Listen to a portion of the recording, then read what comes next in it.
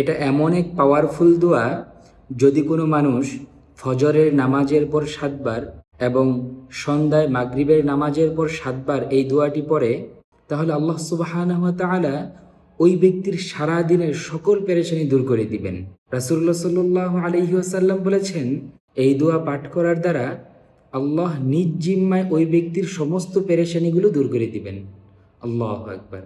কারণ এই দোয়াটি কোরআনুল কারীম থেকে নেওয়া হয়েছে, যা রাসূলুল্লাহ সাল্লাল্লাহু আলাইহি ওয়াসাল্লাম স্বয়ং নিজেই আমল করতেন।